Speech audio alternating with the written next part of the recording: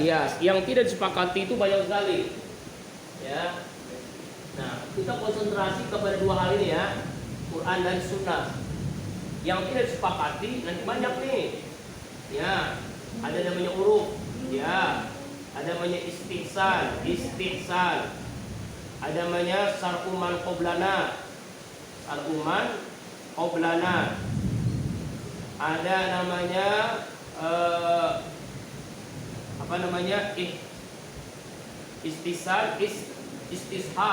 istishab. Ini nanti nih ya, ini tidak disepakati. Kita konsentrasi kepada dua hal ini, Quran dan Sunnah. Apa itu Quran? Quran itu adalah mukjizat Rasulullah dari Allah melalui malaikat Jibril. Jumlahnya berapa? 30 juz. Berapa? 114 surat. Ayatnya berapa ya ayatnya?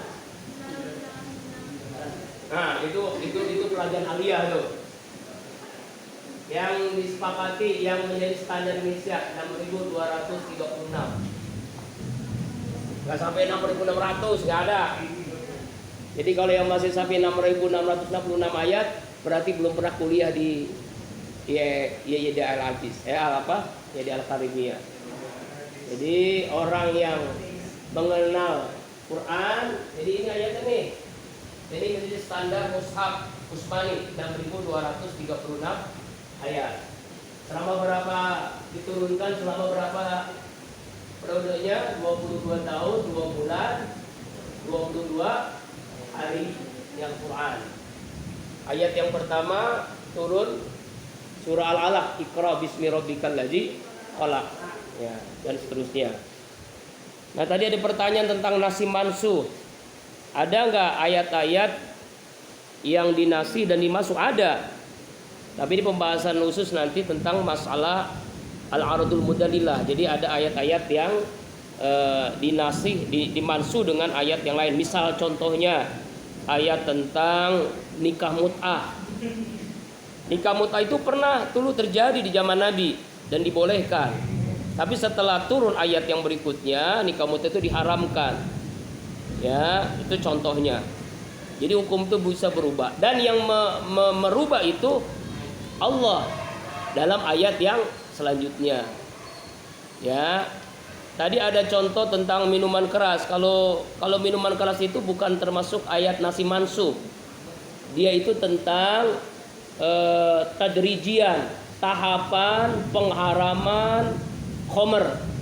Jadi Allah mengharamkan khamr itu nggak langsung haram, tapi ada beberapa tahapan. Tahapan yang pertama, khamr itu ada manfaatnya, tapi mudorotnya lebih besar.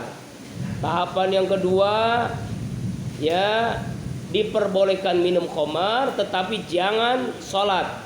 Ya, la taqrabus sholata wa antum sukara. Jangan kalian sholat dalam keadaan mabok. Artinya di luar sholat masih dibolehkan. Tahapan kedua. Tahapan ketiga, ya, bahwa khamr itu benar-benar diharamkan karena perbuatan setan. Innamal khamru wal maisir rizun min amali syaitan fastanibuhu. Nah, tahapan-tahapan itu bukan termasuk nasih mansuh, bukan. Kenapa? Karena kalau nasih mansuh itu benar-benar perubahan, dirubah, diganti. Nah, kalau ini bukan mengganti karena tahapan. Kenapa bertahap? Inilah diantara ciri masaril ahkam as-syar'iyyah, ciri hukum Islam. Jadi bertahap, tidak langsung haram-haram, tidak. Apalagi jahiliyah waktu itu, khamr itu menjadi minuman keseharian. Jadi orang-orang Arab jahiliyah itu kalau khamr, minuman keras itu seperti kita minum air putih, minum mungkin semacam mineral, aqua dan sebagainya. Jadi minuman kesehariannya. Bahkan Umar bin Khattab belum masuk Islam bukan hanya minum, mandi juga dengan khamr. Karena saking udah menjadi kebiasaan orang-orang jahiliyah waktu itu. Itu ya, mudah-mudahan bisa dipahami tentang nasih mansuh nanti khusus, bab khusus.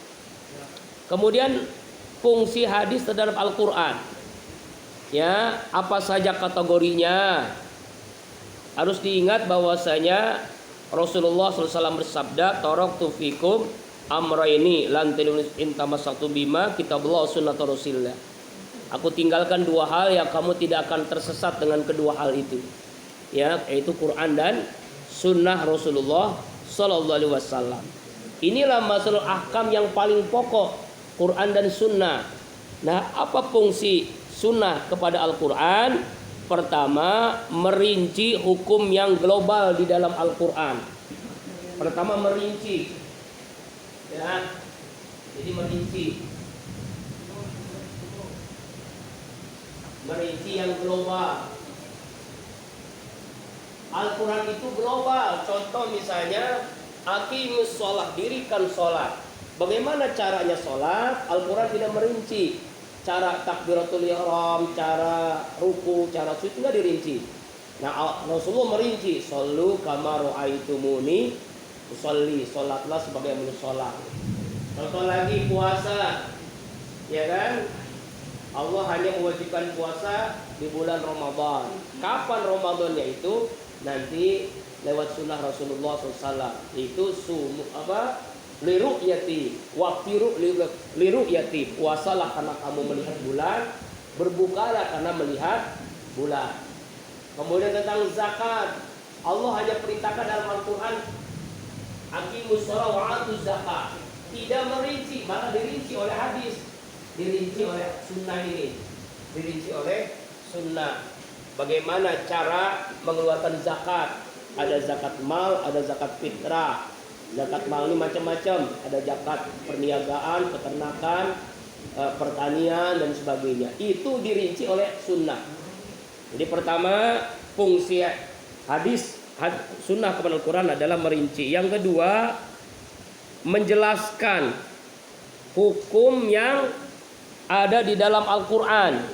Ya, contoh Allah perintahkan ya kepada orang-orang yang mencuri dipotong tangannya. Ya kan ya? Orang-orang yang berzina dihukum rajam. Tetapi tidak dijelaskan oleh hadis bagaimana caranya. Apakah yang dipotong itu harus setiap yang mencuri? Apakah yang berzina itu setiap yang berzina? Dirincilah oleh hadis. Makanya fungsi yang kedua menjelaskan apa yang di dalam Al-Quran ini. Menjelaskan ya, orang yang mencuri itu sekian dinar, ada ukurannya ya. Jadi nggak sembarangan orang yang mencuri hanya mencuri misalnya sepatu, apakah dipotong tangannya? Enggak ya. Orang yang berzina ya, apakah harus langsung dirajam? Tidak.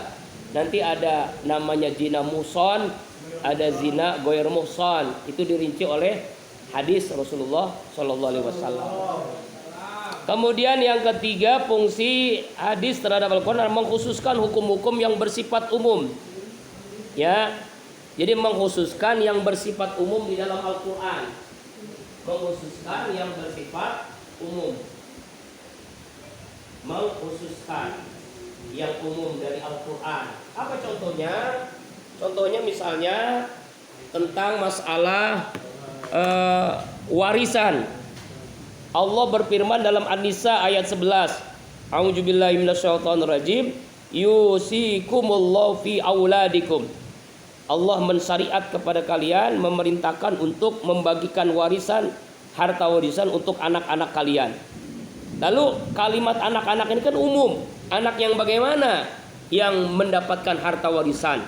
Apakah anak yang membunuh ayahnya dapat warisan? Apakah anak yang kafir mendapatkan warisan? Nah, itu dijelaskan oleh hadis Rasulullah SAW. Artinya adalah mengkhususkan hukum yang bersifat umum di dalam Al-Quran. Ini diantara fungsi Al-Quran, fungsi hadis terhadap Al-Quran. Kemudian apa yang menjadi sumber utama dalam hukum Islam? Tadi ada 4. Ya, sumber utama hukum Islam ada 4. Ini disepakati ulama, ya, yaitu Al-Quran, Sunnah, Ijma dan Qiyas. Tipe dan Qiyas itu pertemuan nanti setelah Idul Fitri ya, kita fokus kepada ini. Tapi sayangnya tadi tidak ada pertanyaan tentang kategori hadis. Sebab hadis ini kan macam-macam. Nanti dalam ulumul hadis ada hadis yang mutawatir, ada hadis sahih, ada hadis dhaif, ada hadis hasan, ada hadis maudhu. Itu tadi nggak diangkat oleh pemakalah dan juga sayangnya teman-teman nggak nanya. Padahal itu nanti mempunyai pengaruh di dalam ketentuan hukum Islam. Ya, bagaimana tentang hadis-hadis dhaif? Apakah bisa untuk dijadikan sumber hukum Islam? Itu tidak bisa. Apalagi hadis-hadis yang maudhu.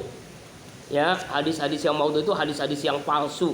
Hadis yang dibuat karena keinginan keuntungan duniawi dan sebagainya.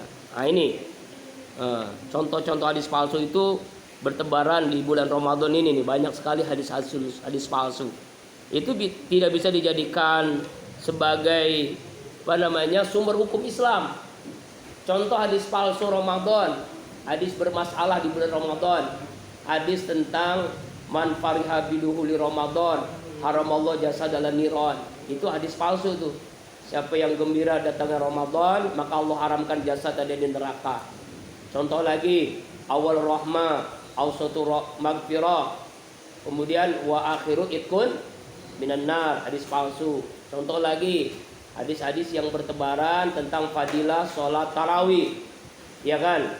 Biasanya tuh dari kitab Duratun Nasihin, dari Ali bin Abi Thalib, malam pertama pahalanya ini, malam kedua pahalanya gini, sampai 30 malam pahalanya segini.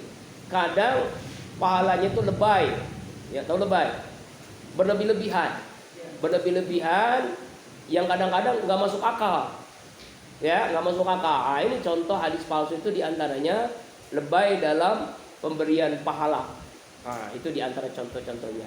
Artinya dalam masalah hukum Islam itu tidak bisa dijadikan sebagai sumber hukum. Ya jangankan hadis palsu, hadis dhaif aja tidak bisa. Yang bisa dijadikan sebagai sumber hukum Islam adalah hadis sahih. Ya, hadis yang sahih. Ya, sahihnya pun harus mutawatir. Ya, boleh yang ahad tapi diusahakan yang mutawatir. Ya, itu nanti dalam ilmu ulumul hadis ya, dalam ulumul hadis. Ya, itu sayangnya tadi tidak dibahas tentang pembagian hadis ya, karena itu nanti mempengaruhi masalah tentang kehujatan. Apa itu hadis? Qaulun wa fi'lun wa takrirun, yaitu ya sunnah qauliyah, sunnah fi'liyah, sunnah takririyah. Sunnah qauliyah ucapan Rasulullah, shollu kama ra'aitumuni usolli, salatlah sebagaimana aku salat. Sunnah fi'liyah, sunnah fi'liyah itu Rasulullah langsung contohkan caranya takbiratul ihram, berdiri, ruku, sujud sampai salam. Sunnah takririyah ketetapan Rasulullah. Apa contohnya? Yang Rasul tetapkan tetapi memang tidak ada disebutkan di dalam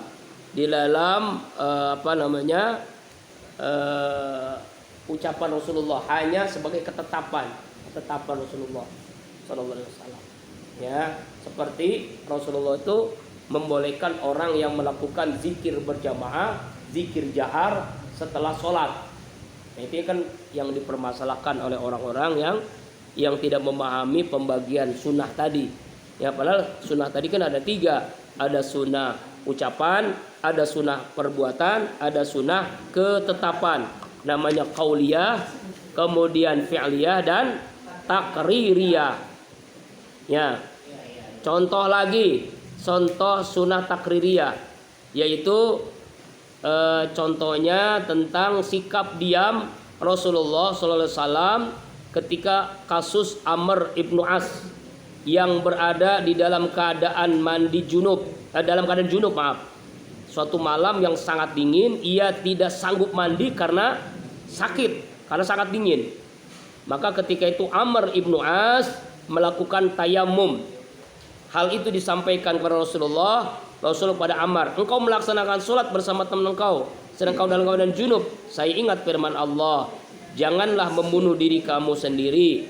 Ya, sungguhnya Allah Maha Penyayang. Lalu saya bertayamum dan langsung sholat. Mendengar jawaban Amr ibnu As, Rasulullah tertawa, tersenyum, dan tidak komentar apapun.